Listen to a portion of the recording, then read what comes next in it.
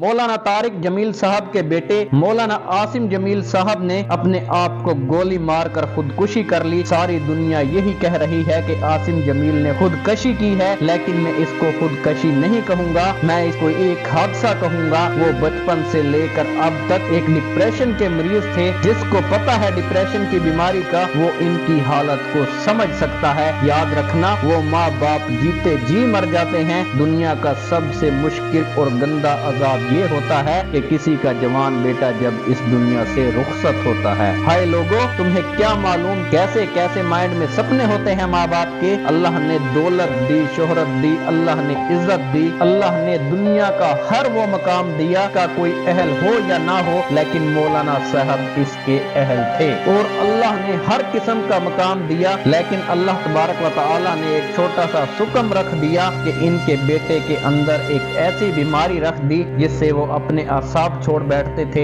Depression का मरीज अपने आसाब छोड़ बैठता है, इसको अपने आसाब पर कंट्रोल नहीं होता। हालांकि मौलाना साहब ने इसके साथ गार्ड्स भी रखे हुए थे और इस दिन वो अकेला था। जिस दिन उसने देखा कि घर में कोई भी नहीं है, उसने अपने गार्ड से पिस्टल खींचकर खुद को इस जहाने फानी से हमेशा के लिए दूर ले गए। ऐ अल्लाह, तू मौलाना साहब को सब्र जमील अता फरमा। मौलाना साहब के लिए घर के हर फर्द से दुआ निकल रही है कि अल्लाह ताला आपकी तकलीफ को दूर फरमाए। लेकिन मैं आज अपने दोस्तों से ये बात जरूर करना चाहता हूँ कि तुम्हारी ट्रोलिंग से क्या फायदा होगा, तुम्हें थोड़े से व्यूज मिल जाएंगे, लेकिन खुदा का वास्ता मानो कि जिस घर पर गुजर रही है, कि जिसकी जात पर गुजर रही है, कोई कह रहा है कि उसने खुदकशी की है, कोई कह रहा है कि इन पर हमला हुआ है, कोई कहता है कि इनको मार दिया गया है, और कोई कह रहा है कि इनको कत्ल कर दिया गया है। ऐ लोगों, अल्लाह और उसके रसूल का नाम मानो। इस मुश्किल वक्त के अंदर भी मौलाना यूसुफ जमील साहब, इनके बड़े बेटे तारिक जमील साहब के बड़े बेटे मीडिया पर आकर बयान देते हैं कि हमारी किसी से कोई दुश्मनी नहीं है, हमारे बेटे को किसी ने नहीं मारा, हमारा बेटा खुद मर गया अल्लाह की रजा से और हम अल्लाह की रजा पर राजी हैं। उसने अपनी जान को खुद खत्म किया है। अगर कोई भी डिप्रेशन का मरीज है ना, तो मैं उसको कहना चाहता हूँ, इसके इख्तियार में बिल्कुल भी नहीं होता। अल्लाह रब्बुल इज्जत से ये दुआ है कि मौलाना साहब के बेटे की अगली मंजिल आसान हो।